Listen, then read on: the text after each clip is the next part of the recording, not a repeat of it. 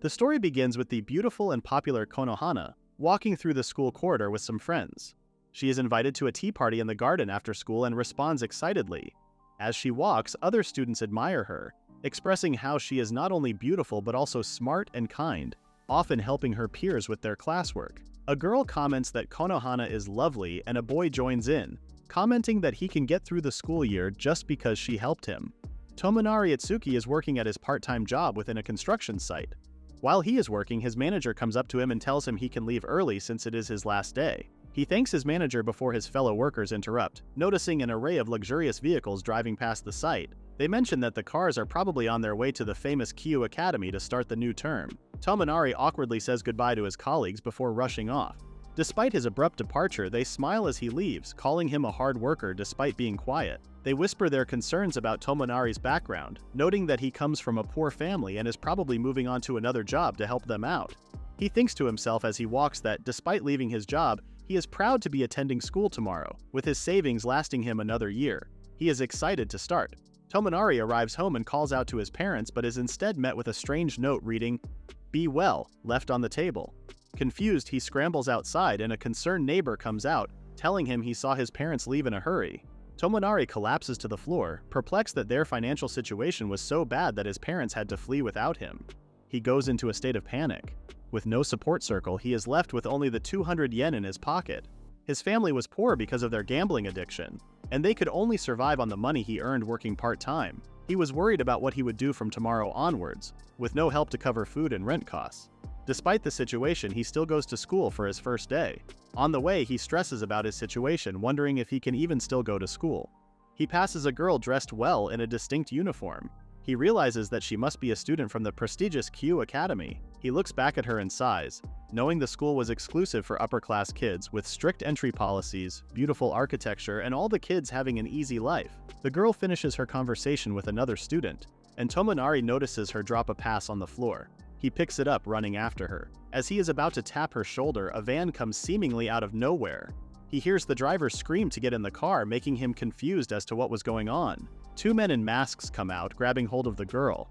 Tomonari freezes before realizing what is happening. The girl is being kidnapped. He shouts after the men, who look back at him confused. They tell him it is none of his business and ask him if he knows the girl, afraid to leave a witness. Next moment, they grab hold of him and Tomonari scrambles, but it is too late. They slam the door with both of them inside and race away. They are both taken to an abandoned facility and they are put in handcuffs. Despite his panic, Tomonari notices the girl is indifferent, sitting calmly. Tomonari wonders what he did to deserve this nonsense.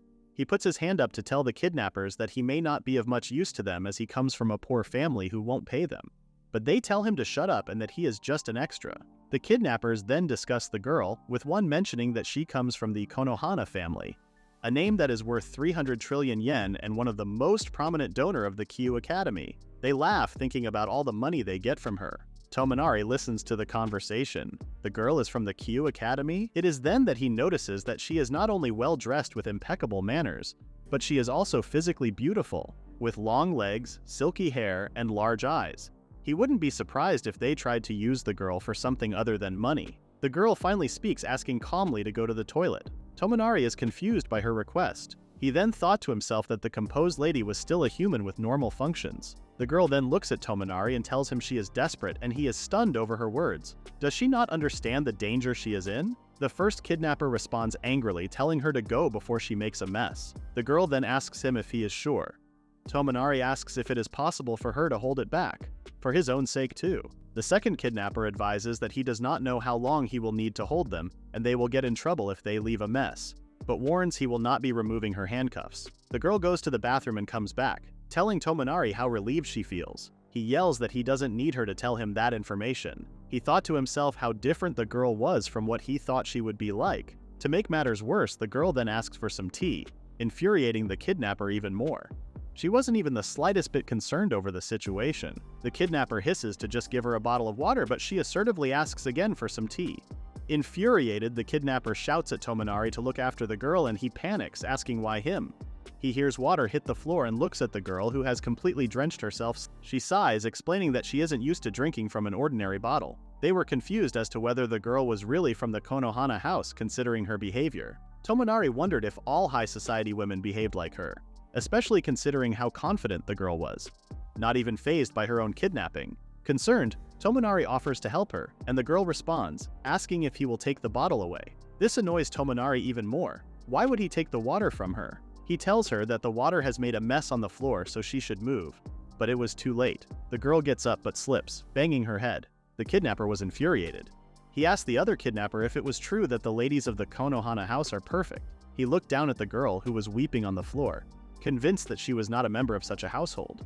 Tomonari is also stunned, convinced that the data can't be wrong, but even his own commoner family was not as messy as the girl. He asks her if she can stand. He brushes her hair to the side and sees a red scratch.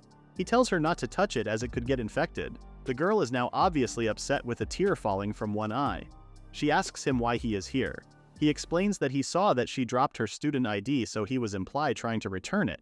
And then the kidnappers showed up. He passes her ID to her. She pulls a device out of her pocket and starts typing. Tomonari asks what she is doing, and she explains that a rescue party should be on their way soon. She then tells him she wants to sleep, and Tomonari asks how it's even possible for her to want to sleep in the middle of this mess. She looks up to him and asks for a pillow, shocking him even more. He was stunned to think that such a distinguished girl can openly act so spoiled. He gives in to her, thinking that the kidnappers instructed him to entertain her after all. He offers for the girl to sleep in his lap, and she smiles, telling him that his legs are the perfect height for her head. She closes her eyes and asks him to sing her a lullaby. He declines, telling her that it is not in his repertoire. She then asks if he could tell her a story instead. He asks if anything is capable of stopping the girl. Tomonari looks over to the kidnappers, who are deep in discussion from afar. He notices that the girl was fast asleep, and he wonders how she managed to switch off in the middle of all the chaos. Any normal girl would be freaking out in this situation, whilst the girl in his lap was lay asleep and drooling, blissfully unbothered. Tomonari thought that the girl may have appeared ignorant, but at least she takes away some of the darkness from the situation. And because of that, Tomonari was able to remain calm too. He grabs hold of the handcuff and the chain moves, causing a large barrel to knock over and make a bang. The kidnapper snapped on the phone to someone.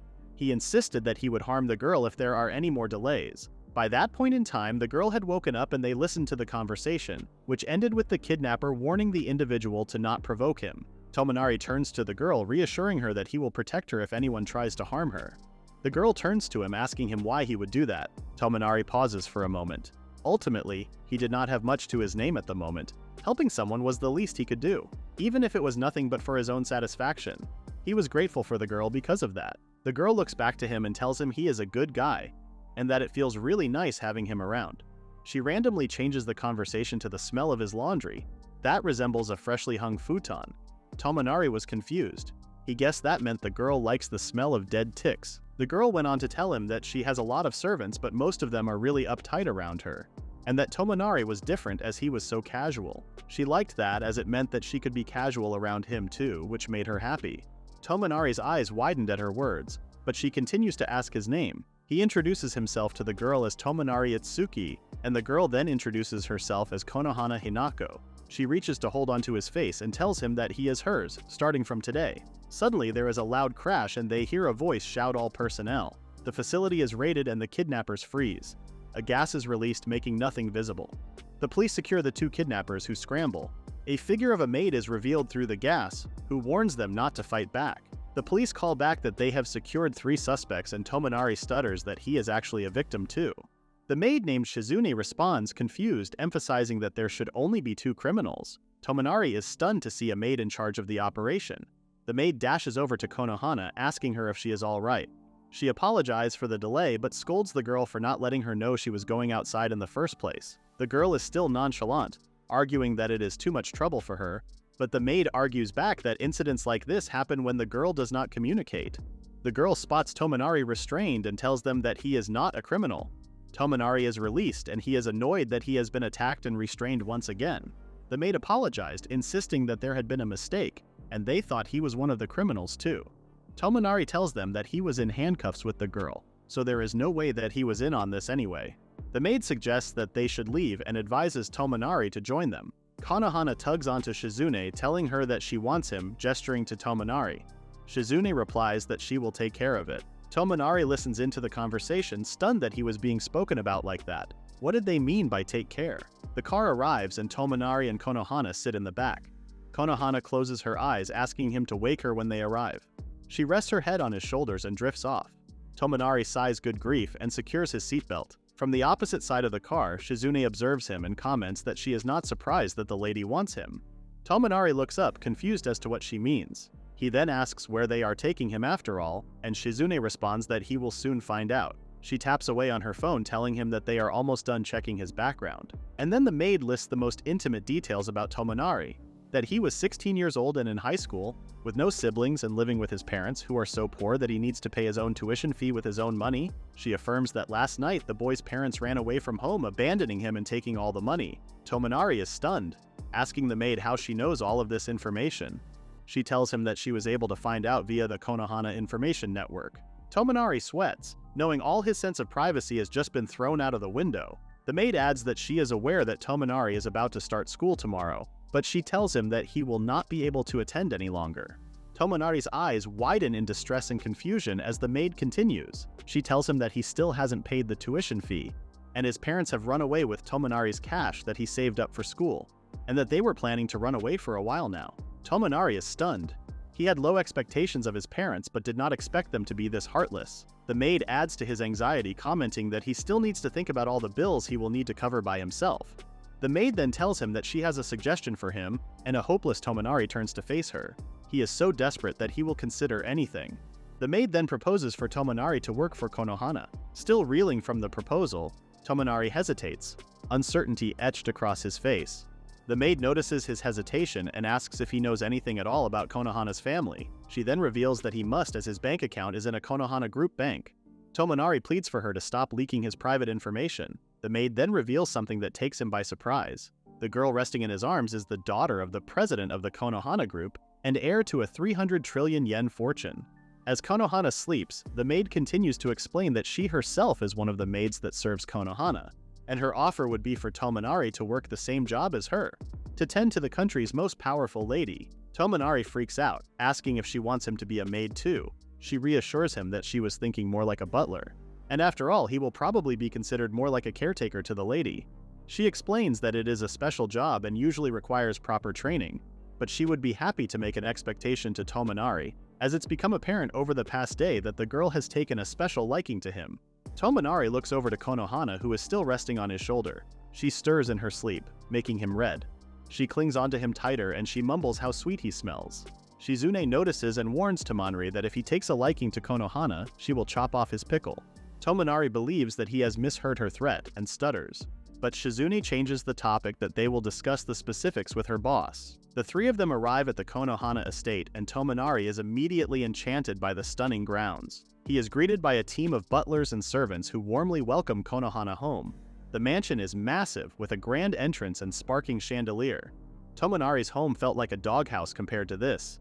Shizune questioned his dramatic reaction to the household, and he explains that he basically comes from a different planet.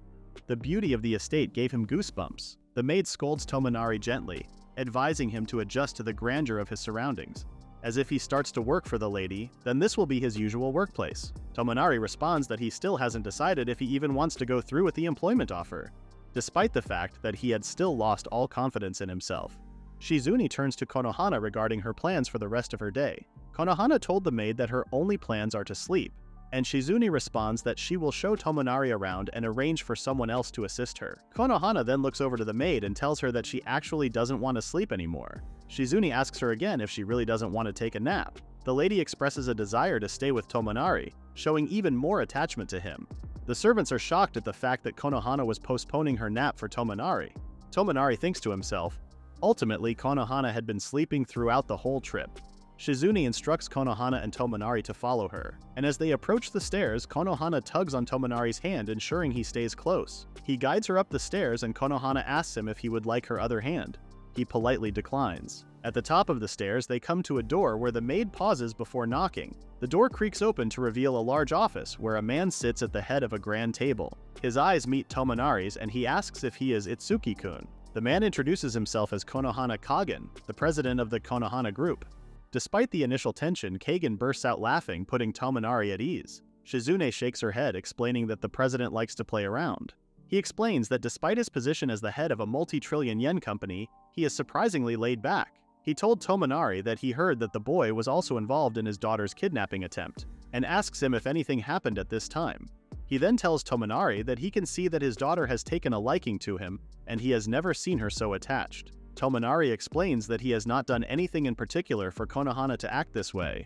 Kagen goes on to explain that he is relieved his daughter has found someone she can connect with, as Hinako has always wanted a caretaker who would treat her like a friend, other than someone who fears her power. Ultimately, because of his responsibility, the president was unable to find someone like that for her.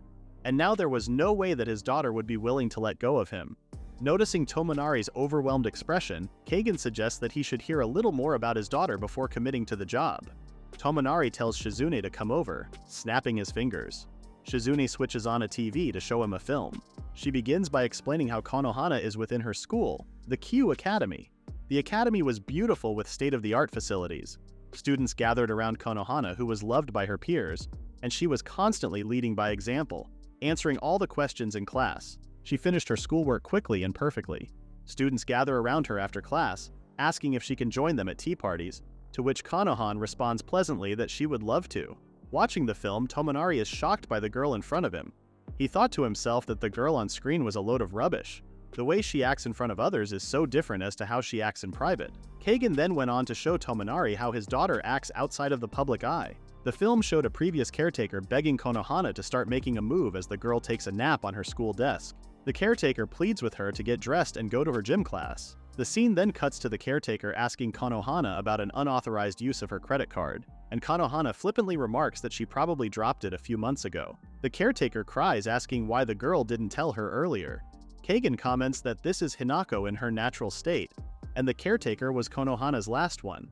The girl needed to quit after suffering from gastrointestinal perforation due to stress. So ultimately, Konohana was a lady to the public, but other than that, she is only interested in indulging in hedonism. Kagen went on to tell Tomonari that his daughter is constantly switching, so needs someone who can manage both of her states well. Overwhelmed by the information, Tomonari only had one thing on his mind: money, and he explains to Kagen that he is penniless, hoping that he does not appear rude or desperate. He turns to Kagen, Konohana still clinging to his side, and asks if he will be paid for the commitment. The next chapter begins with Kagen offering Tomonari a salary of 20,000 yen for the simple task of taking care of his daughter. Kagen went on to promote the job offer, telling Tomonari that he will also get to live in the estate and will receive 3 meals a day at no expense. Tomonari is stunned by the proposal. The amount of money Kagen is offering far exceeds anything Tomonari has earned in previous jobs. Kagen asked him if his lower was too small, and went on to offer 50,000 instead, shocking Tomonari even more. Kagen asked what he needed to do in order for Tomonari to accept, and the boy stuttered that he would usually be okay with accepting 8,000. However, Kagen ends the conversation on a serious note. He makes it clear that he holds high expectations, and the responsibilities of the job are more than what Tomonari may be imagining. The president sat calmly at his desk, and asked Tomonari if he knows why Hinako needs to upkeep her perfect lady image. He went on to say that it was that way in order for her to find the ultimate husband. With the Konohana group performing poorly, Kagen mentioned how he could not ignore his problems any longer. The president goes on to explain that ever since his daughter was a little girl, she has been maintaining a perfect image in both school events and parties. However, Kagen continued that one thing he could not change is her real personality. He told Tomonari that as a caretaker, his responsibility is to preserve Hinako's act to appear as the perfect lady, and to also do everything to stop his daughter's true ways to come out. The president finished his speech by telling Tomonari that he needs to realize that the whole point of this is to protect the Hika family's brand and name. Kagen finished by asking Tomonari once again what salary he wanted. The door slams. It turns out that Tomonari and Kagen decided on a 20k salary in the end. The story flashes forward to Tomonari sitting on the end of his bed in his new room. In the end, Kagen warned Tomonari that he was expecting him to work as hard as his pay, and Tomonari breathed out, remembering how the president seemed to be questioning him already. Konohana remained next to Tomonari the whole time, clinging onto his arm. Tomonari was taken aback by her clinginess and told her she was way too close to him. He notices that she also won't stop drooling over him. Kagen told Tomonari that if he ever lays a hand on his daughter, but before he could finish, Tomonari imagined the worst, asking the president if he was going to fire him already. Kagen laughed at the suggestion, reassuring that he would never fire his new hire. Instead, the president went all serious and darkly told Tomonari that if he ever puts his hands on his daughter, he would flat out unalive him instead. Remembering the discussion, Tomonari cringes. He found the whole interaction to be scary with Kagan, and ultimately Tomonari didn't even think about the whole setup to surrounded by family pride and Konohana being the perfect bride. He wanders over to his window admiring the view. It was a completely different world to what Tomonari was used to. The maid enters his room and walks up behind him, kindly congratulating him on his employment. She tells him that she is happy that he accepted the offer and will be hoping to continue to work with him in the future. Tomonari thanks the maid for her kind words, and she realizes that she hasn't even introduced herself yet. She tells him that her name is Tsurumi Shizune, and she works as Konohana's maid. She was planning to guide Tomonari on his duties as her new caretaker, so she suggested that they should make acquaintances. She hands Tomonari a pile of folded clothes and instructs him to get changed. Once he is dressed, Tomonari realizes that the clothes are actually a uniform for the Kyu Academy. Shizune asks if they fit him well, but he asks her if he is really going to the school. Shizune explained that he will have to join Konohana's school as part of the job.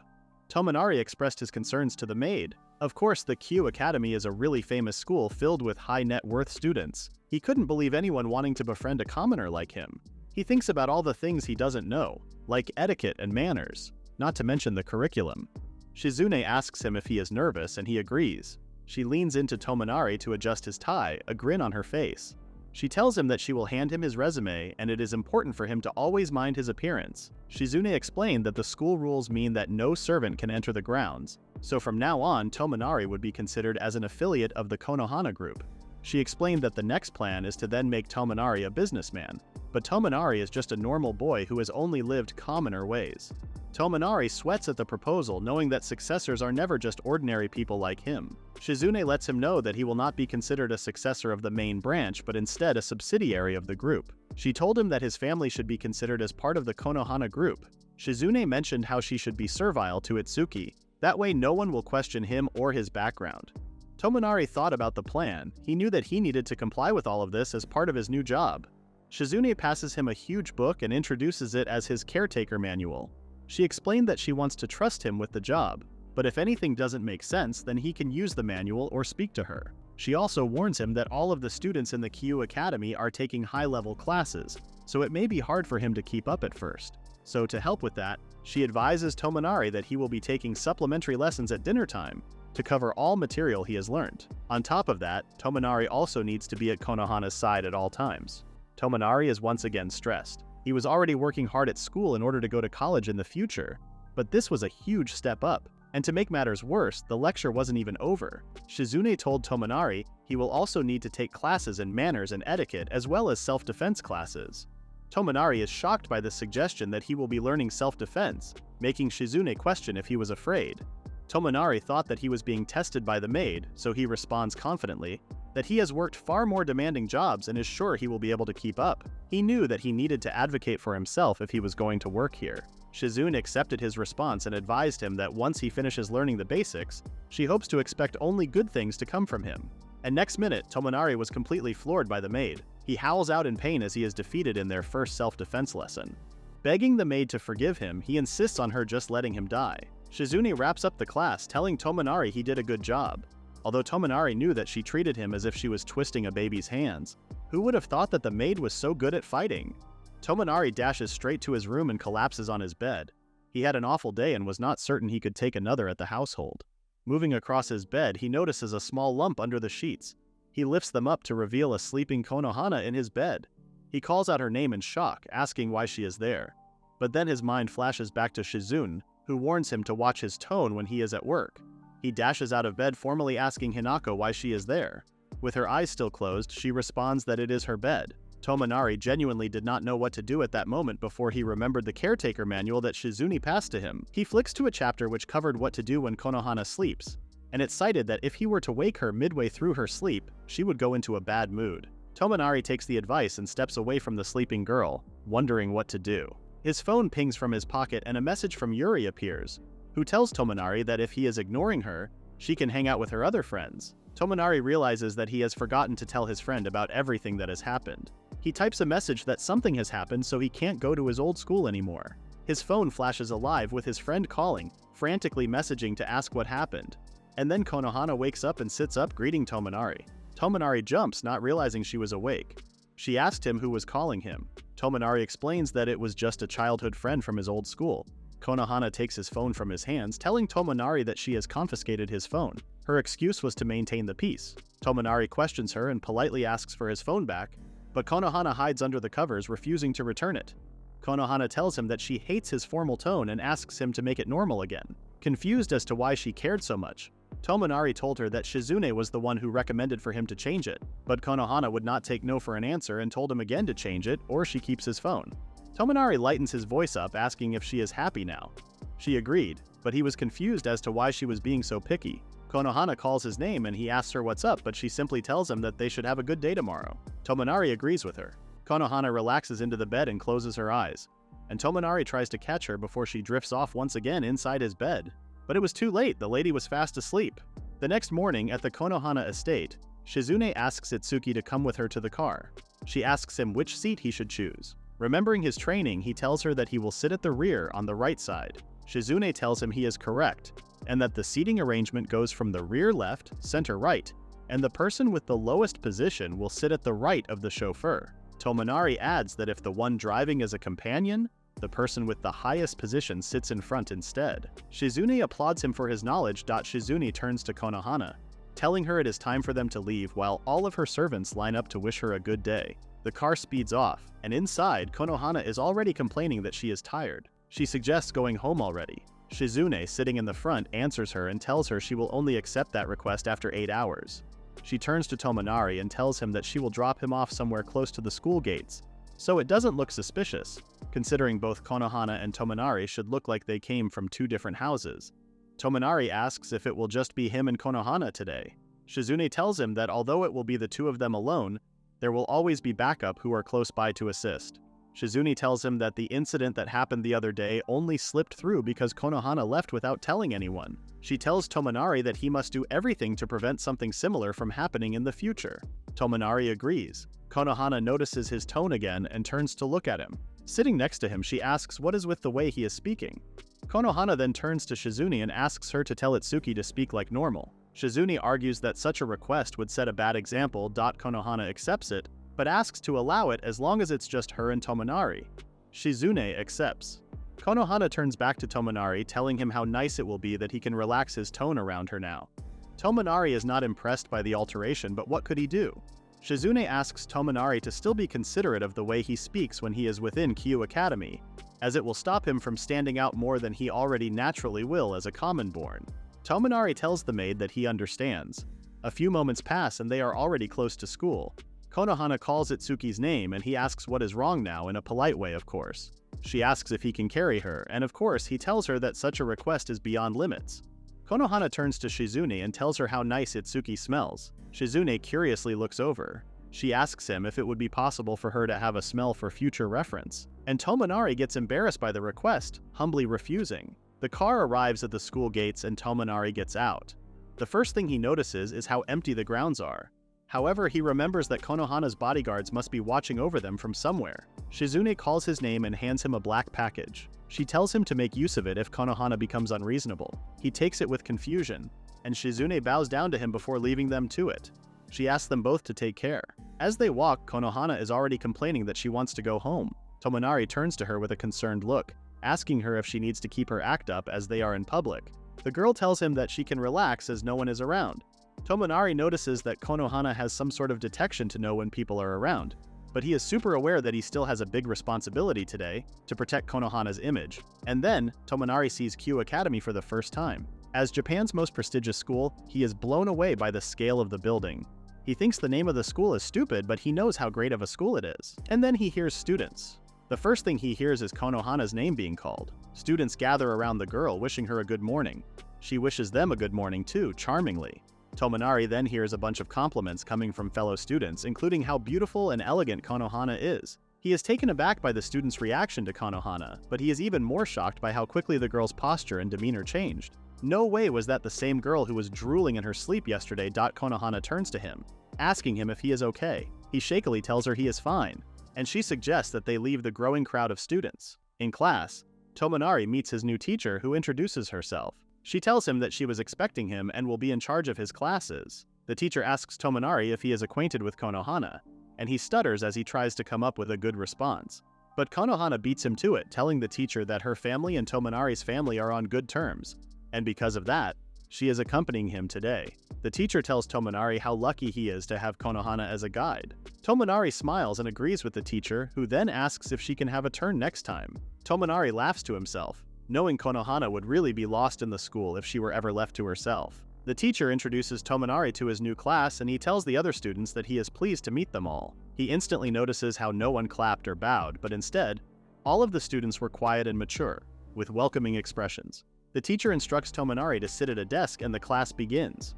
It is mathematics. The teacher explains that they will be learning about integration by substitution today, which instantly panics Tomonari. He thinks that this is a topic they would learn closer to the end of third year, rather than in his current grade. Eventually, the class ends, and Tomonari is stressed over how difficult the class was, although he was able to keep up thanks to Shizuni's assistance. At the end of the first period, Tomonari peeks over at Konohana, wondering how her day is going. A fellow student approaches her desk and asks if she can speak to her about what they have just learned. Konohana kindly accepts. Tomonari realizes that she is doing just fine, and then he hears someone call him. He turns around to see a guy who instantly starts to give Tomonari a hard time. The boy asks him why he did not say hello to him when he first started before harassing Tomonari, asking him to hand over his tributes. And then the boy suddenly gets slapped across the head by a girl who scolds him for scaring Tomonari. The boy is embarrassed and tells her it was just a joke before clearing off. The girl introduces herself as Asahi Karen, and she is accompanied by another guy who introduces himself as Taisho Katsuya. Taisho tells Tomonari that he noticed how desperate he was to keep up with the rest of the class, making Tomonari nervously ask Taisho if he was watching him. Taisho laughs and advises him not to worry too much, as all transfer students basically go through the same thing. Asahi turns to Tomonari, asking him if he has lived a commoner life. She then goes on to say that she has never heard of the name Tomonari, further questioning what his family does. Tomonari explains that he is in the IT business, although his family does not have a particularly big name. Taisho tells Karen that he knew it. Asahi explains that all new students are set into two groups. Firstly, those with great academic abilities who transfer or alternatively admitted due to family circumstances. Most of the students in the former are from wealthy families, while the latter are mainly commoners. They explain that this is why students from similar backgrounds often hang out together in order to support each other. The Kyu Academy's curriculum is quite hard after all, especially if you transfer from a more normal school. The pair tells Tomonari that they are also commoner-born, so he should stick with them. Tomonari freezes up at their proposal, but he remembers his responsibilities. For 20,000 yen and 3 meals with accommodation, he is not about to drop his part. He smiles, telling them that he would love to accept their help. But Taisho mentions there is something he wants to ask first. Tomonari smiles and says, "Sure," and Taisho goes on to ask what Tomonari's relation to Konohana is. He mentions how he noticed they both arrived at school together, and Tomonari mentions the same script he has been using with everyone else in the school, that their parents are acquaintances, and Konohana was simply showing him around the academy. Taisho questions if that really is all there is to their relationship, asking if they are fiancés. Tomonari is stunned at Taisho's theory and declines it straight away. Taisho starts laughing and mentions how it was a really tense moment. Tomonari asks him why he asked anyway, and then Karen brings in some more insight on the politics of Kyu Academy. She explains that Konohana is very famous within the school but somehow has not faced any allegations surrounding a boyfriend. That is why people think that she has a fiancé already. And then when Tomonari arrived at school with her, everyone thought that maybe he was the lucky guy. Tomonari doesn't think that Konohana has a fiancé, especially since her dad is still in the process of finding a family for his daughter to marry into. However, the theory could still maybe be possible. But for him, he is completely single, and he jokes to Asahi and Taisho that they can feel free to introduce him to someone. Taisho laughs at his joke, telling Tomonari he can see what he can do. Tomonari is happy with how his day is going, especially since he was worried about starting at the school at first. He walks outside to see the old student council building, a pretty facility located at the back of the school. Tomonari heard that the building used to be the student council office, but it is not used anymore as it is old. He walks into the building and up the stairs, hearing a slam. He remembered that his new friends asked him for lunch, but he made the excuse that he needed to speak to his family during that time and that he also brought a packed lunch. They brought up how Konohana also brings a packed lunch, and that there are rumors that she is actually helping with the business and participating in video meetings during lunch. Tomonari thought that is what he expected of the girl. He walks outside to the roof, and there is Konohana on the ground, clutching her lunch bag. Tomonari wishes her a good day, and she scolds him, telling him yet again to drop the formal tone. Tomonari acted none the wiser to Konohana's request, and she told him to stop playing dumb. She picks up her food with her chopstick, and Tomonari lets her know that she isn't holding it properly. He offered to help her, realizing that this is the reason why she needs a caretaker. He also remembered how she couldn't even drink from a normal water bottle. The girl opened her mouth and Tomonari fed her. She smiled as she enjoyed the moment. Tomonari asked why she didn't take her lunch in the cafeteria with the other students, and Konohana told him the reason why she takes her lunch here is because she doesn't like all the attention and people gathering around her. Her usual spot was always empty. She also explained that she has a bento box because it lets her pick out what she likes. Tomonari asked her curiously if there are any foods that she doesn't like. The girl went on to list a variety of vegetables and other healthy options. Tomonari was amused by her pickiness, that there are a lot of foods that Konohana doesn't like, realizing that it was mainly vegetables. Konohana laughed, telling him that he had found out her secret. Tomonari thought how surprised Asahi and Taisho would be if they knew this information about Konohana. The girl changes the subject and asks how her caretaker is finding his first day at the academy. Tomonari knew that he was lucky to be at this school, but he could not fake that he was finding it difficult to keep up with the challenging curriculum. He told Konohana that he has not had the best day. Konohana gave him the heads up that he should try his best in class. As if he were to get bad marks, it would put his caretaker position into jeopardy. She then asked him if he wanted to eat some food, revealing a selection of delicious options in her lunchbox. Tomonari was tempted by the offer, but wondered if it was really acceptable for him to eat some of Konohana's food. He picked some up and ate it, surprised by how great it tasted. Konohana asked him which option he liked the most, and he told her that the egg roll would have to be his favorite. She then passes him something else, another egg roll. She picks it up with her chopsticks and instructs Tomonari to open his mouth. Tomonari started blushing like crazy, which was embarrassing because Konohana appeared super cool and relaxed about feeding him. He munches the food and Konohana asks him if it is good. He agrees, but asks her if it is definitely okay that she is sharing her food with him. Konohana sternly tells him that she is his master, so she needs to make sure that he is fed and happy. Tomonari then decided to ask about her previous caretakers and the reason why they quit. Konohana tells him that HSA has no idea, but her last one stayed for 2 weeks. The one before that stayed for 3 weeks. She goes on to say that the longest she has had a caretaker would be for around a month only. Tomonari was confused by this. Why would anyone quit a job that offers so many benefits? Konohana didn't seem to understand his argument, so he went on to tell her that he gets paid a lot, plus 3 meals a day. Of course, the job wasn't easy, but it did not even compare to the previous jobs he has worked. Not to mention the fact he can stay in education whilst working. Konohana listened to him, then asked him what about her. Tomonari looked at her in confusion, and Konohana asked him again about her. She then extended her question to ask if Tomonari would ever be interested in marrying into a rich family. He was shocked by her question. The answer was obvious. Even if theoretically speaking he was interested, like anyone would take him seriously as an in-law.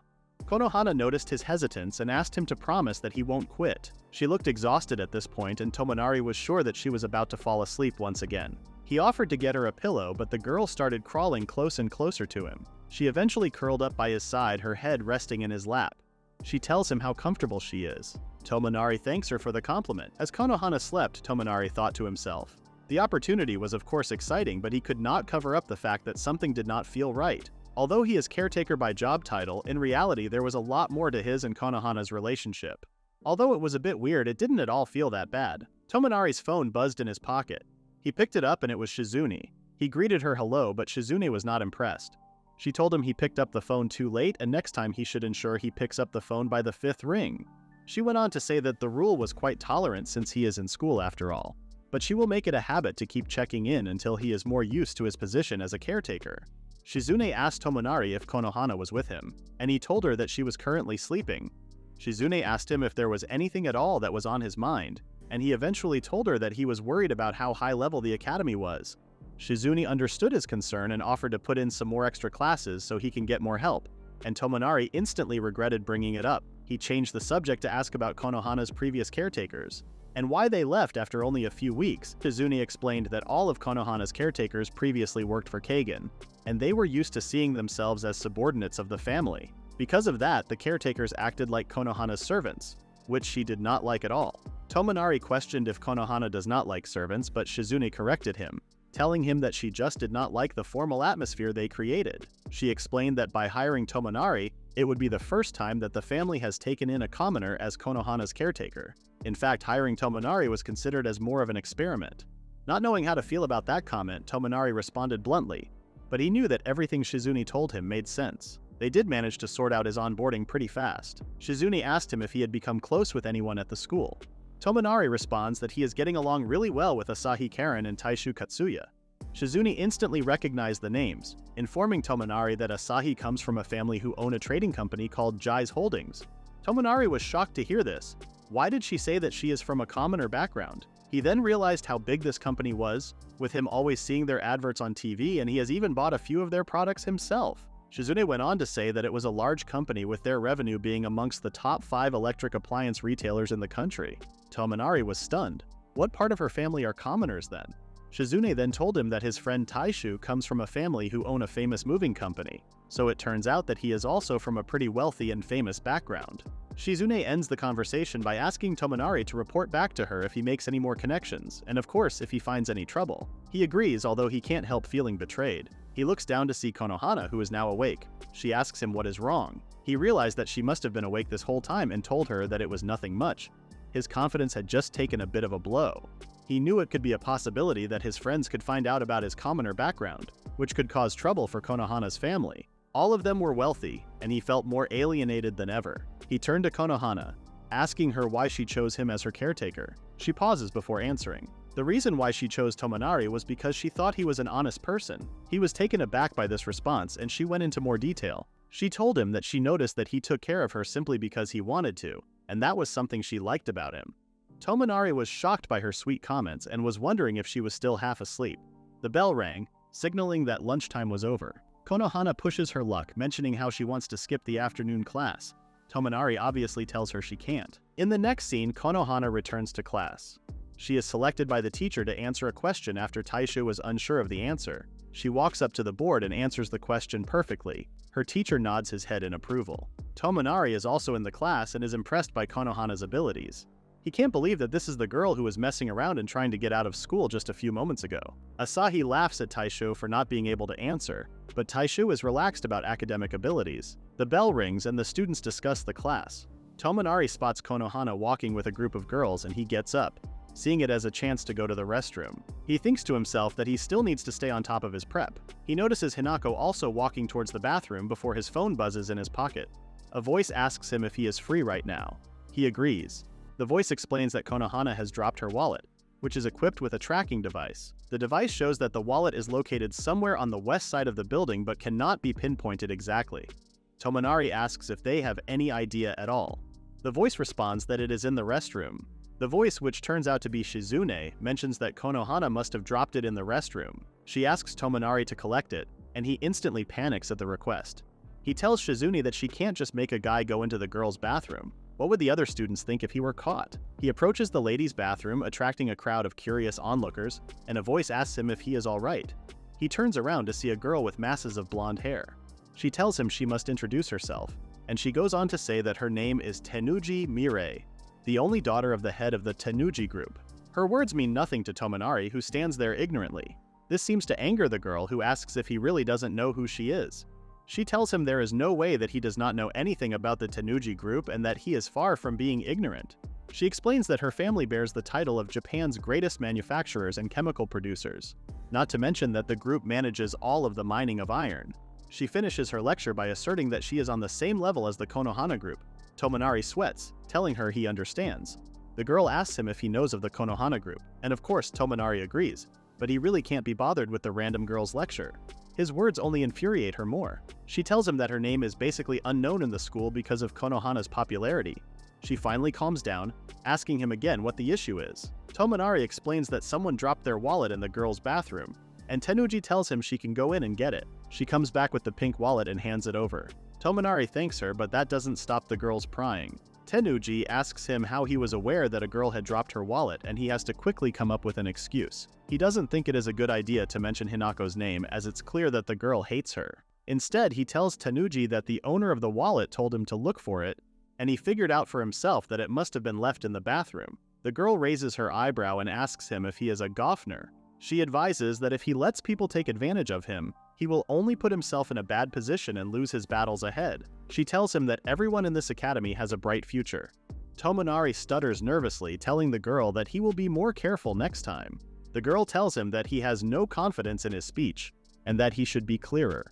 He repeats himself, more assertively this time, saying that he will be careful. The girl gives him a grin of approval. She continues to say that he should fix his posture, that his confidence is completely dependent on his posture. She begins to walk away, letting him know that if he has any more issues in the future, he should look for her golden hair. Tomonari hesitates before asking if it is against the school rules to dye your hair. The girl whips around and asks him if he really thinks her blonde hair is unnatural and if it is wrong for her to dye it. She dashes off, with the final word that she did not dye her hair. But Tomonari knew that she was definitely caught in a lie. At the end of class, all of the students say goodbye to one another. Tomonari is tapped on the shoulder, and Taisho tells him he worked well today. Asahi makes the suggestion to have a first-day party. Tomonari apologizes and explains that he needs to go home as soon as he finishes. Asahi agrees and says that they should plan something next time they are all free. His two friends wave him goodbye and leave the classroom, leaving Tomonari waiting for Konohana, who is personally greeted farewell by each student. She leaves the classroom, and Tomonari notices her walking towards the school shop, picking something up. She then leaves the building, walking past a row of bushes near the old building. Tomonari chases after her, curious about what she is getting up to. Behind the bushes is a pond filled with a school of fish. Konohana is crouched down near the pond, and Tomonari asks her what she is doing there. She tells him she is feeding the fish as she drops some fish food into the water. The fish swim to the surface to eat, and she tells her caretaker that it is something she enjoys doing, how the fish eat just by opening their mouths. Tomonari finds it cute how Konohana loves animals. He discusses how he believes that the fish may appear happy, but they also have pains that humans don't understand. He suggests that they should leave as Shizune was waiting for them both. Konohana refuses. She explains that she likes it there because it is more free since there aren't many students around after school. Tomonari brings up that she can fully relax once she is home, but Konohana explains that she still has extra lessons that evening. Tomonari suggests that they can't stay in school forever and tries to motivate her to get up. He tells her that if she continues to be lazy, she will only suffer more. But Konohana is visibly exhausted. Tomonari remembers the packet that Shizune passed to him and her advice to use it if Konohana became difficult. He opens it up to reveal a packet of chips. Konohana sees them and gets really excited, but Tomonari holds them above her reach, bribing her that she can have the chips if she agrees to go home. Konohana admits she can't resist the temptation, and Tomonari is shocked by her crazy reaction over a snack. On the way to the car, Konohana munches on the chips happily. Tomonari opens the door for her and apologizes to Shizune for the delay. Shizune is not mad and instead congratulates him on a successful first day. Tomonari explains that he and Konohana meet at the car so nobody will notice that they are traveling together. He looks over at Konohana, who is spilling her chips everywhere. She argues that spilling crumbs is the only correct way to eat chips. Shizune notices the discussion and lets Tomonari know that chips are the lady's favorite food, but she can't eat them that often, so bribing her with them always works. Tomonari asks why she can't eat them often, and Shizune argues that they are not the healthiest or most fitting food for a lady of the Konohana family. Tomonari thinks to himself. He realizes that although it must be nice coming from a wealthy family, it also comes at a cost. You aren't free to do what you want. In a way, that life makes it even worse than being a commoner. Konohana asks Tomonari to feed her, opening her mouth wide and pretending to be a fish. Tomonari smiles, moving the chip closer to her mouth, and she munches it in delight. Shizune sighs, warning Tomonari not to let Kagen see them behaving this way. Back at the Konohana estate, and despite just finishing school, Tomonari had to study in preparation for the next day. Not only that, but Shizune also had him participate in manners practice, where Tomonari would sit at a pretend dinner and learn how to use his knife and fork properly. He panicked as Shizune instructed him on the correct way to lay out his cutlery, and the work did not end there. Shizune then made him do a self-defense class with her, starting with 100 push-ups and ending with a spar. Shizune noticed how Itsuki was already physically strong, which made sense due to the nature of his previous work. As they fought, Shizune commented on how Tomonari's movements were really easy to predict. She told him that this is a major disadvantage as his attacks wouldn't work on anyone who is used to fighting. She easily managed to overthrow him, pinning him to the ground. Tomonari was defeated, pleading for a break. 2 hours later, the class finally came to an end. Tomonari collapsed to the floor, thanking Shizune for not going too hard on him. Shizune noticed that Tomonari was quite a quick learner, and he might do really well if he focused on developing his combat skills. Tomonari was, of course, flattered, but she went on to tell him that he was actually really bad at learning manners. Tomonari sheepishly apologized, sweating like crazy, so Shizune instructed him to take a bath. She handed him a book and explained that it contained all the profiles of the Kyu Academy students, asking him to check it out while he washed. Tomonari was annoyed that he needed to study even while he bathed, but his mind flashed to the amazing salary and decided that he couldn't complain. He told Shizune about how he met Tenuji today. Shizune was stunned, asking if Tenuji spoke with him. He noticed her facial expression and asked if there was anything wrong with that. Shizune told him it wasn't really anything to worry about, but gave him a heads up that Tenuji-sama and Ochu-sama are rumored to have a bad relationship in school. She went on to say that she wasn't sure how Tenuji felt, but Ohu-sama did not hold any grudges. The fact that the Konohana group and the Tenuji group were about the same size might also contribute to some sense of competition and tension between the two girls. Tomonari made his way down the hallway, guessing that Shizune's words simply meant that the relationship between Konohana and Tenuji was complicated. Konohana suddenly appeared from around the corner. She asked Itsuki what was wrong, then mentioned how he stunk of sweat. He told her that she was basically stating the obvious. Konohana followed him as he walked, asking where he was going, and Tomonari told her that he was on his way back to his room to take a bath. Konohana then took hold of his hand, asking him to follow her. With his hand in hers, Konohana led Tomonari away. Tomonari asked her where she was taking him, and she responded that they were going to her room. She opened the door to reveal her bedroom. Tomonari was in awe of how large and spacious it was, with a massive bed, French windows, and a crystal chandelier. His room could not even compare to Konohana's. Konohana opened another door to reveal a huge bath. He thought that whoever designed this house must have gone a little overboard. Tomonari asked her why she brought him here, to which she suggested that they should go in together. Tomonari was shocked at the proposal, but Konohana had already taken her clothes off to reveal a tiny swimsuit. Tomonari muttered to himself anxiously, and Konohana asked him if he had something to say. The two sat next to each other in the bath, and Tomonari commented on how Konohana must get lonely in a bath so big. She sighed as the water hit her skin, telling Tomonari how good it felt. Tomonari kept his eyes straight, telling himself not to think about it too much, but he noticed how beautiful and charming Konohana was. At least her physical appearance was. He got out the book that Shizune gave him and started to read. Konohana asked him what it was, and he told her that it contained profiles of their classmates. Tomonari noticed that all the kids at the school were heirs to large companies or the children of politicians. He turned to Hinako to ask if she was close with anyone she had class with. She bluntly responded, "No." Tomonari asked if that was true, especially considering how many students flocked around her in school. She told him that they were not her friends. Tomonari thought about how quick her responses were.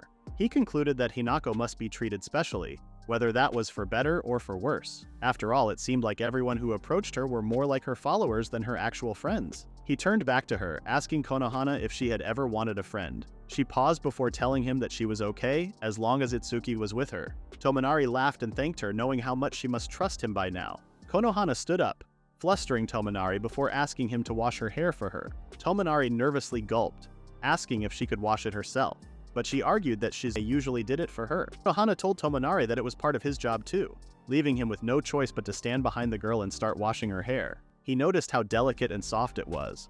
Konohana was enjoying herself and then decided to start taking her top off as it was getting in the way. Tomonari freaked out, asking her to please not take her clothes off around him.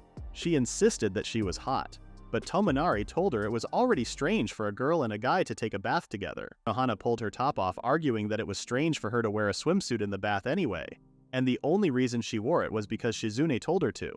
Tomonari asked Konohana if Shizune knew all along that they were going to bathe together, and Konohana nodded. The moment became too intense for Tomonari. Shizune, standing behind the door, looked infuriated with him.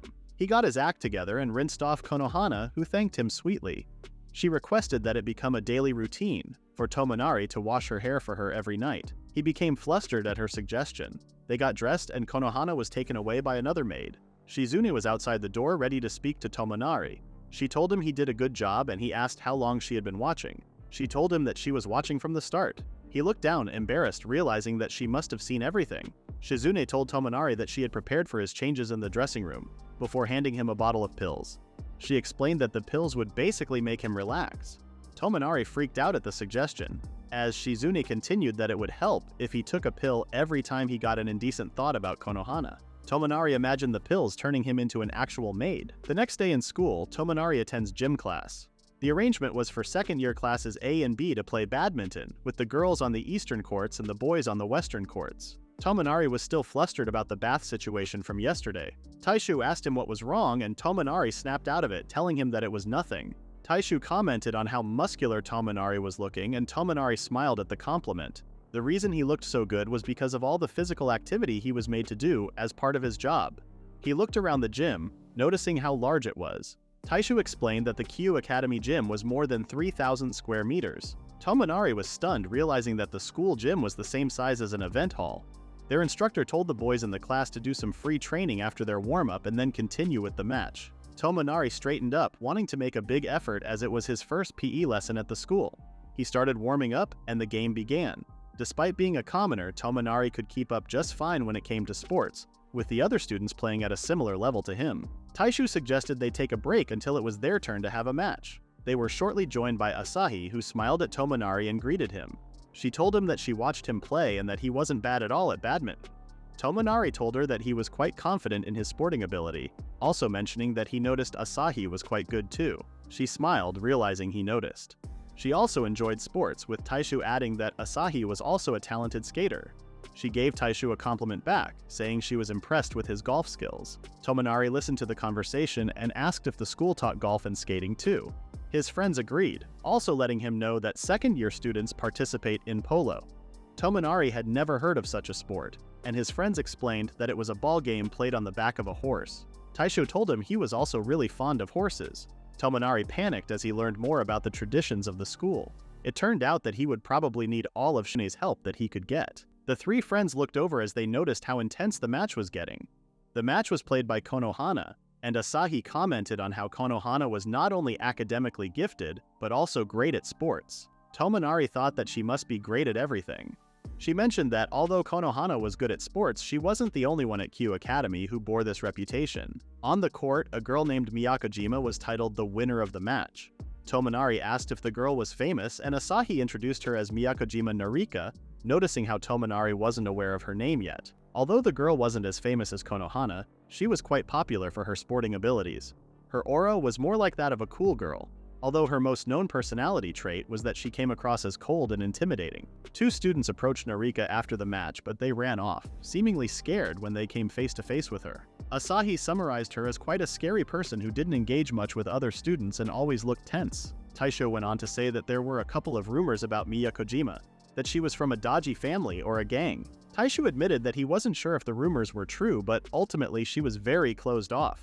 Asahi admitted that one time she did approach Miyakojima, but she ran off before they could speak. Taisho let Tomonari know that it was their turn on the court, and Asahi suggested that she return to her side of the gym. After the class ended, Taishu and Tomonari walked through the school, obviously exhausted. Konohana was mobbed by students who asked if she was willing to have a match with them. Tomonari was relieved to see her preoccupied with the other students. At least it gave him a sense of a break. He suddenly noticed that he had left his shoes in the changing room and let Taisho know that he was running back to get them. He made his way back to the changing room and spotted his shoes. As he bent down to pick them up, he repeated Miyakojima's name in his head. He remembered Kagen mentioning that he did a background check on Tomonari's family, and mentioned that there was a lady of the Miyakojima family at Kyu Academy. Kagen had said that it would be unlikely they would clash, but Tomonari should try to avoid unnecessary contact with her. Tomonari stepped out of the changing room as fast as he could to avoid being late for his next lesson. On his way, he accidentally bumped into a figure. He apologized, asking if she was okay.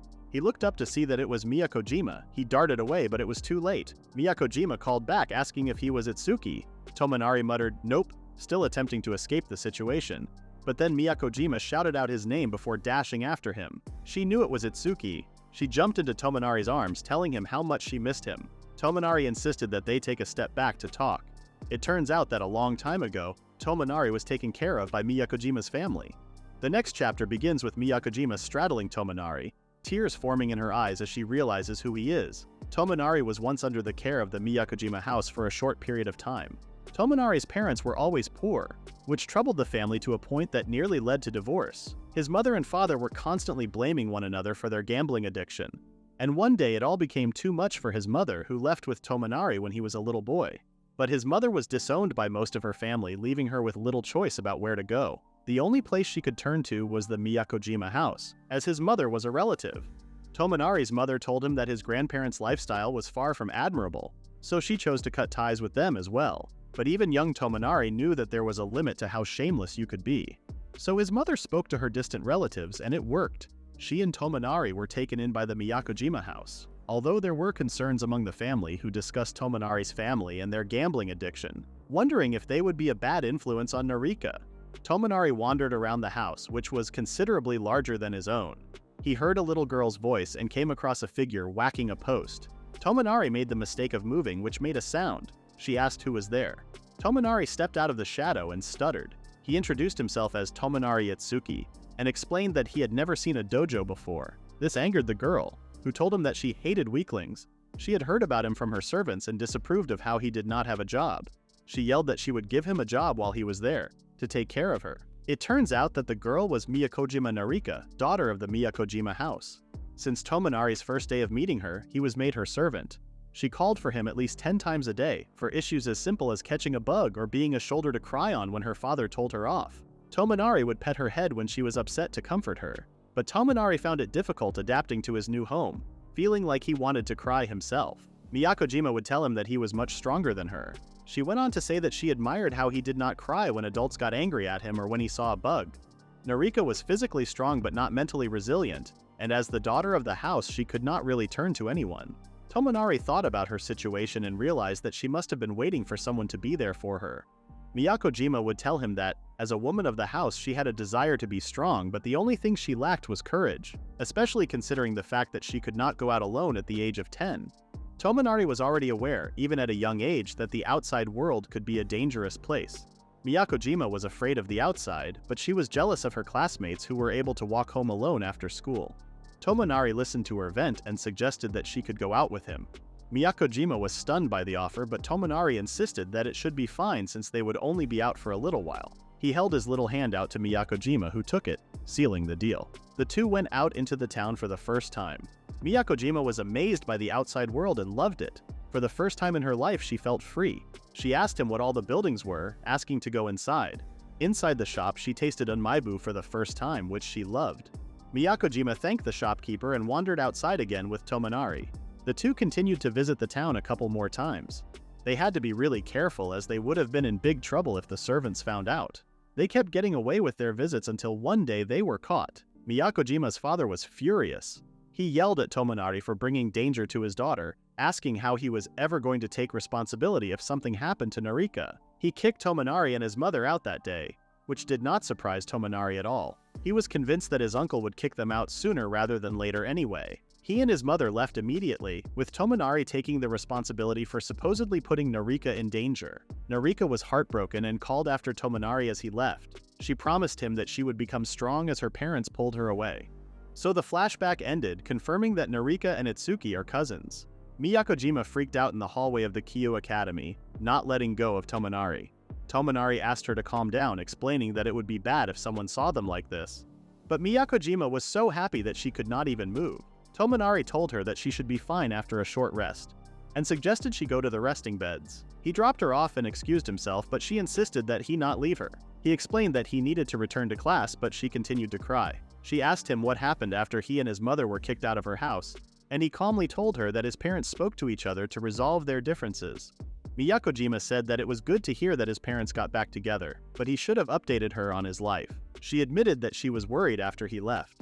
Tomonari was conscious of how much time he was spending with Miyakojima, but gathered that Hinako must be in class right now, so it would be okay. He told his cousin that even if he had tried to contact her after he left, he doubted that her family would have delivered the message. He apologized for bringing her danger, even if it was too late now. Miyakojima was shocked at his apology, and told him that if anything, she should be thanking him.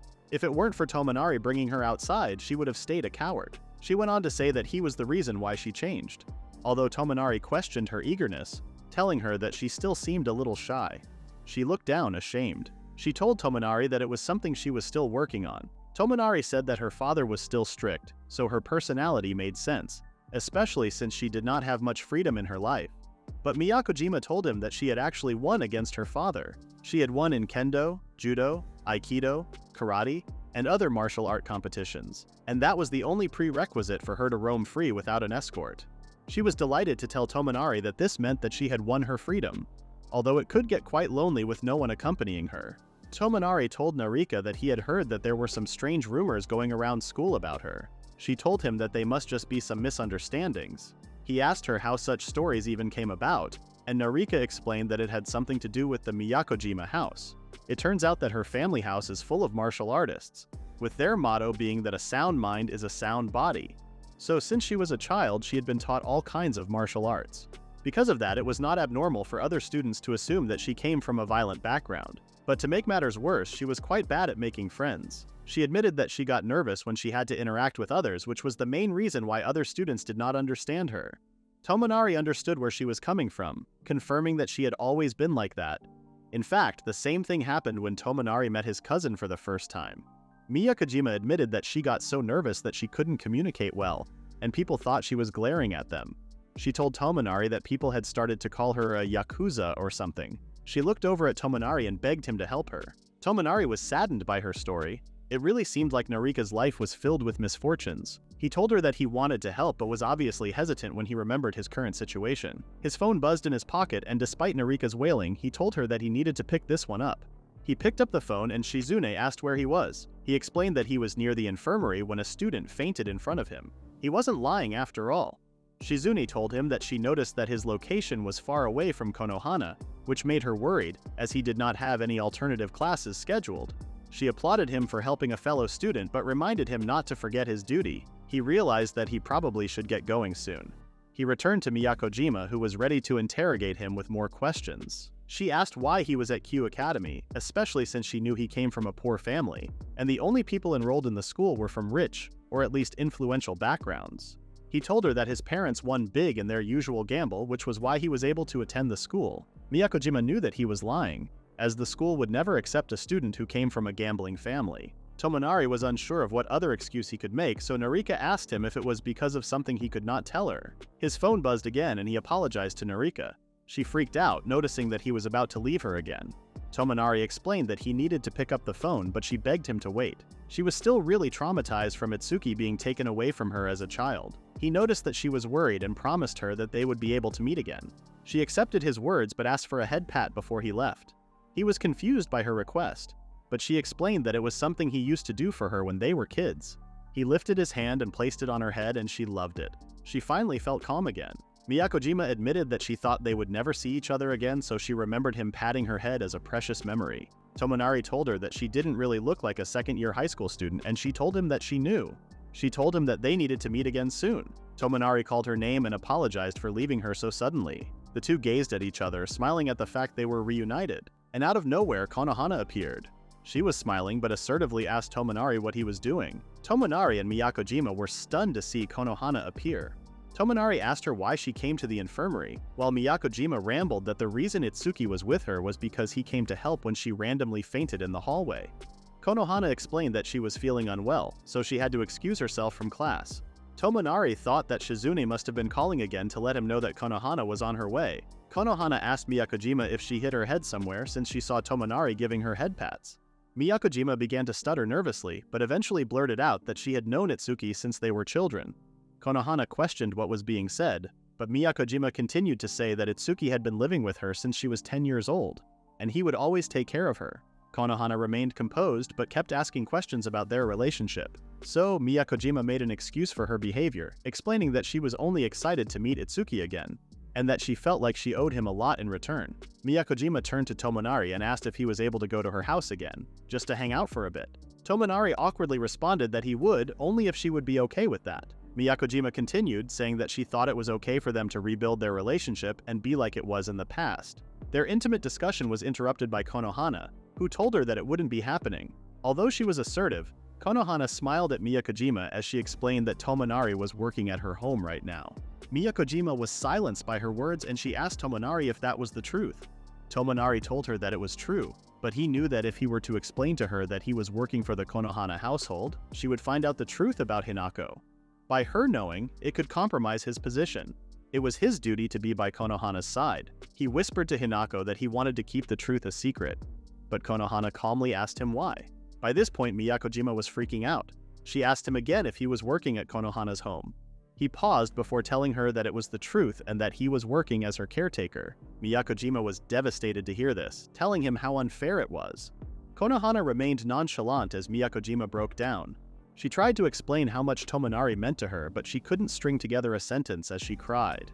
Konohana calmly explained that she didn't know about Tomonari and Miyakojima's history, but at the moment Tomonari was working in her home. Konohana then turned to Tomonari and told him that Narika seemed to be doing better, and it might be time for him to return to class.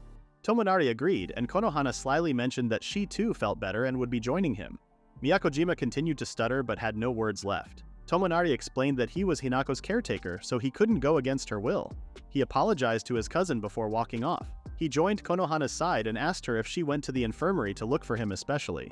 She admitted that it was the case, that she always got lost by herself, so she made up that she was feeling unwell, and had another student take her to the infirmary. Tomonari apologized for not being by her side for a while. Tomonari asked her what her reaction was about, and that Shizune had mentioned that they needed to keep their relationship a secret. Konohana turned to him with a serious look on her face. She began to say that she just thought she needed to warn Miyakojima. Tomonari questioned her statement, asking what Narika needed to be warned about. He then wondered if Konohana was jealous, with memories of her clinginess coming to his mind. He remembered all the times she would insist on sleeping on him, having him feed her chips and washing her hair. His theory made sense. Konohana looked him in the eye and asked him whose caretaker he was. He replied that he was hers. She accepted his response, telling him that it was good that he knew that. Konohana finally smiled at Tomonari, telling him that it was time for them both to get scolded by Shizune. Although Konohana was sarcastic, Tomonari panicked that Shizune would really fire him this time for his neglect. But when he met with the maid again after school, she reassured him that she was not looking to fire him. Actually, from what Konohana told her, she was okay with it, and that it might just cause further misunderstanding if they tried keeping it a secret. Shizune admitted that not knowing that Tomonari had an acquaintance in the school was a mistake. Tomonari asked how much Shizune knew about his relationship with Narika, and Shizune replied that she was only aware that something had happened with her second cousin. She went on to say that she believed the Miyakojima household was hiding the rest of the information as they were cut off from his family. Shizune continued that it might be time to give Tomonari a proper explanation. She asked him to tell her that he was working for the Konohana household, and to come to some form of agreement with Narika. Tomonari insisted that Narika isn't the type of person to gossip or spread information.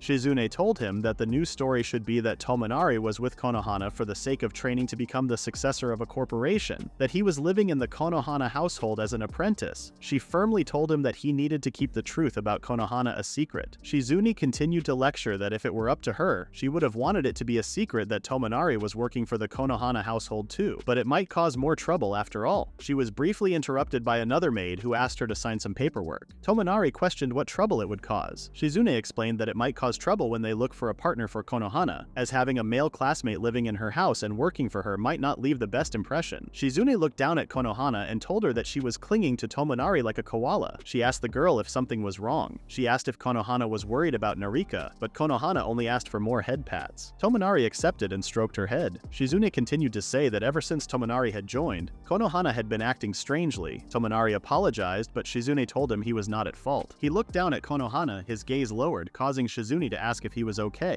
The chapter ended with him admitting that there was another matter he needed to discuss with Shizune. At school the next day, Tanuji congratulates a table of fellow students on their enrollment into the Kyu Academy. She tells them that the school is quite strict compared to other schools, but if you manage to graduate from the Kyu Academy, you will be guaranteed a successful future. Sat at the table were Asahi, Taishu, Tomonari, and Konohana. Tanuji turns to Tomonari and tells him that she is looking forward to studying with him. Tomonari politely thanks her as other students ask who he is. He remembers Shizune's words and realizes how close he is getting to other students. He explained to the maid that he was invited to a social event the other day, and it looks more suspicious when he turns down invitations rather than if he was to accept them. He told Shizune that it might be a good idea for him to socialize with the other students. Shizune understood where he was coming from. She let him know that he should tell her beforehand, but otherwise it would be okay for him to hang out with his peers. Tomonari thanked her. In school, Konohana was clung on to Tomonari's side as usual. The students greeted each other a good morning until the bell rang, signaling the start of the first class. Asahi and Taishu approached Tomonari, asking if he was free after school today. Tomonari was smug to say that he was free, and he was finally able to join his friends. He was happy that he brought up his concerns with Shizune. Now he can tell her that he has plans after school, so will be back at the house a little bit later. He asked his friends what they were planning for that evening. Asahi had an idea to go to Taiwan, but Taishu argued that it would be too much of an excursion, taking 6 hours of traveling. He suggested it might be best to remain within Japan this time. Taishu recommended some good shops in Kyoto, and Asahi brought up how there are some nice bamboo shots around the same time. Tomonari cringed as he mentioned that he does need to be back home at a reasonable hour. His friends then thought out going to the cafe inside the academy, a place which was meant for tea parties that students can host. And since it was inside the school, there was no need to worry about the dress code too. Even though the cafe was popular among students, it was quite traditional. Tomonari suggested sticking to the cafe and the cafeteria. He was worried that his manners were not up to scratch for anything too formal. Asahi told him that it was a good idea, and she suggested that he could invite others if he wanted to. She told him that he was the star of the day. Konohana told Tomonari that she will join in on his plans. Tomonari asked if she was sure. He brought up how he is happy for her to tag along, he would just need to let Shizune know in advance. Konohana gulped before whipping out her phone. She told Tomonari that she will call Shizune herself. On the phone, Shizune accepts the proposal since she has already discussed it with Tomonari, but she asks Konohana if she is definitely okay with attending. Konohana reassures her that it is fine. Tomonari was confused over Shizune's hesitance. Would it not be a good thing for her to establish closer relationships with her schoolmates? Tomonari mentions that Taishu and Asahi will be joining, and he asks Konohana if she knows them. It turns out that Konohana only knew their names. Tomonari reassures her that it will be an opportunity for everyone to get to know each other, so there is no need to be worried. Konohana looks into his eyes and clutches hold of his shirt. She tells him that as long as he is going, she will be too. Tomonari accepts her eagerness, and plans for 4 were confirmed. Back in the classroom, Konohana speaks with a bunch of other students who wanted to ask her advice on their class. Tomonari looks over to her and their eyes meet. He sees it as a chance for him to go to the restroom, considering Konohana was preoccupied. He thought about Konohana on the way, wondering if she was really coming after school. She did say that she wanted to make friends after all. He returns to the classroom to spot Miyakojima, sitting all alone at her desk. She hears the other students discuss their social plans and looks down, seemingly upset. Tomonari realized how out of place she looked. He wondered if it was worth bringing the tea party up to her. Miyakojima looks up and spots Tomonari, and her eyes light up. She rushes over to him, telling him that they should talk as she has nothing to do. Tomonari implied for her to calm down, as he watched her get overexcited again. He realized how lonely she must have been. He heard other students discuss that Tsushima remembered someone's name, and that he must be from another class. Tomonari sweated as he realized he shouldn't be in this class, and suggested moving the conversation to outside. In the courtyard, Miyakojima apologized for coming across too strongly. Tomonari told her that he wanted to speak with her as they were cut short last time. He told his cousin that he has been adopted by a CEO, who he calls his father now, and through a connection he was sent to the Konohana house to study business. Tomonari explained that it was basically leak and apprenticeship. Narika argued that he could have done that at her house, but Tomonari explained that the first that came to mind was the Konohana house sadly. Narika told him that his background means that he would not have a stable standing. Although she voiced her concerns over Tomonari's tale, at least she wasn't challenging it or bringing up Hinako. Tomonari swiftly changed the conversation to ask Narika if she was free after school. He asked if she wanted to hang out in the cafe. Narika stuttered excitedly as Tomonari explained that it was just a tea party, but she didn't need to force herself to come. He was cut off mid-sentence as Narika burst into tears. She was delighted to accept the invitation, explaining that it had always been her dream to attend a tea party. She also mentioned how she heard whispers of tea parties but was never invited, and she was worried that at this rate she would graduate all alone. Tomonari put a hand on her shoulder and empathized with her as she sobbed. She thanked Tomonari but voiced yet another concern. Narika explained that not only does she struggle with social cues, but people are scared of her. She explained that her house is quite big and successful, which can overwhelm other students. Narika then brings up Konohana, how she also comes from a famous family but manages her social life so effortlessly and casually. Narika hated the fact that Konohana had Tomonari as her caretaker too, but was still impressed with her nature as she can imagine that normally people would be intimidated by her too. Narika was quite jealous of Konohana's social skills and wondered how she needed to act to be more like her. Tomonari thought to himself that Konohana really has got people believing her act, but he tells Narika that he does not know what Konohana does especially, but she would be able to talk with Konohana at the tea party. Narika was shocked to hear that Konohana was joining, leading Tomonari to explain that there are 4 people planning to attend the tea party. Narika freaks out, worrying that she won't be able to hold a conversation with anyone. Tomonari tells her that it may be fine, causing her to stress out more. He reiterates that it will definitely be fine. Tomonari runs to his next class, bumping into Tenuji on his way. She turns to look at him as a fellow student thanks her for saving her. Tenuji asks Tomonari if he is the guy from the other day, and Tomonari asks what she is doing there. She responds that she is helping the luggage from day duty. Tomonari then realized that the girl was kinder than she looks. She tells him that it seems like he is a transfer student, and Tomonari tells her he is. She let him know that there is a rumor that he has been going to school with Konohana since his first day, and asked Tomonari if the rumor was true. He agreed, but told Tanuji that he asked Konohana to show him around, and they are not traveling together anymore. He went on to explain that it was only their families who had a relationship, but Tanuji cut him off swiftly. She told Tomonari that he might as well admit that he is a member of the Konohana sect. Tomonari questioned what was meant by her comment. Tanuji bitterly told him that it was a nickname that she gives to Konohana's followers, and Tomonari asks if she means like a type of fan club for Konohana. He asked the girl if she hates Konohana, judging from her tone. Tanuji became defensive and told him that she doesn't hate her. But because of Konohana, her prestige was fading away. She told Tomonari that she was just as pretty and smart as Konohana, but her family name was just as big as the Konohana's. In fact, her family has an even longer history, which further proved her point. She asked why Konohana is the only one who is pampered by the entire school. Tomonari hardly cared for her whining, which Tanuji noticed. She angrily asked if he was part of the Konohana sect too. In fact, Tomonari was only shocked over how good of an impression Konohana was making. It's not like she wouldn't roll up in bed the second she has come. Tanuji went on to rant, asking what exactly makes Konohana more popular. Is she more approachable? She questioned the reality of Konohana's attitude. Surely it can't be sustainable to always be smiley, top of the class, and perfect in every way. Tomonari told Tanuji that she surely is well informed about Konohana, which annoyed Tanuji even more. She told him that she needs to know her enemy in order to win the battle. Tomonari wondered if Tanuji was also lonely and miserable, just like his cousin Narika. He thought that it was a shame that she had this poor opinion on Konohana.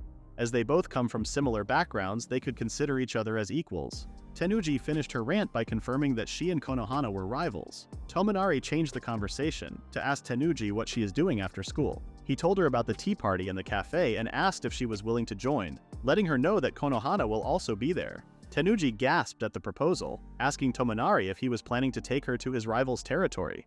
He shrugged off her dramatic accusation to tell her it was a simple invitation. Her eyes narrowed as she said that she will join if Konohana wants her there so desperately. Tomonari let her know that Konohana did not actually say anything about her.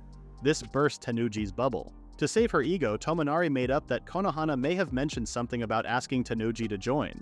Tanuji was smug after hearing this, telling Tomonari that she would come. The tea party begins and Taishu and Asahi chat away as the others begin to arrive. At the table is an anxious Miyakojima Narika, a confident and poised Tanuji Mirei, and finally Konohana, who was sitting looking as relaxed and peaceful as ever. Tomonari joined to be playfully attacked by Taishu, who was impressed by famous names sat at the table. Taishu asked him how he was connected to the amazing people, and Tomonari shrugged, telling him that he just went with the flow. It was a rare sight to see the three ladies in one spot. Tanuji butted in, telling Taishu that it was Tomonari's welcome party. She turned to Tomonari, congratulating him on his transfer to the Q Academy. She explained that he may find the school to be stricter than what he is used to, but he will be guaranteed a bright future upon his graduation. She kindly told him that she is looking forward to see everything that he will accomplish in the future. Tomonari was flattered by Tanuji's words as he thanked her. Tanuji introduced herself to the rest of the group, followed by Asahi, who tells everyone that her family owns a retail business. Taishu went next, mentioning he comes from a shipping background. Konohana bowed as she introduced herself, telling the group that it was lovely to meet them. Miyakojima was the last to introduce herself. She stuttered as she told everyone her name. Tomonari took over the conversation, noticing his cousin's struggle. He introduced himself and announced that his family runs an IT company. Tanuji let them know that there isn't any need to fret about each other's background and they should all speak normally. Tomonari agreed with her. Tanuji then turns to Konohana to tell her that they have already met at a tea party. Konohana smiles warmly, telling her that she is right, also that she is really thankful for Tanuji. Tanuji is bitter about Konohana's words, confused as to whether to take it as sarcasm or not. Asahi then turned to Konohana to ask if she remembers her as they are in the same class. Konohana was charming to Asahi, complimenting that she does know her and she loves how much Asahi lifts the class's spirits. Asahi was stunned by Konohana's words and thanked her. Jumping into the conversation, Taishu asks Konohana if she knows who he is too. Konohana is just as lovely to Taishu, calling him kind and saying how high she thinks of him. Taishu is flattered. He can't stop blushing at Konohana's words. Tanuji is enraged. Why is no one asking her anything? Tomonari turns to Narika and asks her if she has ever spoken to anyone on the table. Narika speaks out that she has decided not to participate in too many activities outside of school, causing whispers amongst the table. Tomonari then realized that he has to explain what his relation to Narika is. Narika began by explaining that she has known Itsuki since being 10 years old, and that is the reason why she was invited today. Taisho and Asahi respond curiously to the reveal as Tomonari sits nervously. Narika sweats as her social anxiety begins to get the better of her. Tomonari argued that Narika is not a scary person. She was simply just misunderstood as she spent most of her childhood alone. He shut down the rumors about his cousin. Tenuji commented on how she recognizes Miyakojima's name, as her family are sport goods makers. Miyakojima nervously told Tenuji that she was right, asking how she knew. Tenuji smiled and told Miyakojima to not be so modest. Everyone in the school knew about the Miyakojima family. Tenuji also commented on how the rumors about Narika were silly and unbelievable. Tenuji asks Narika how she usually spends her time outside of school, and Narika answers honestly that she is usually training. The question extends to Konohana, who is asked what she usually does at home. Konohana responds with the perfect script, that she usually studies, reads, and eats snacks. When questioned about what snacks she eats, Konohana responds that she likes scones.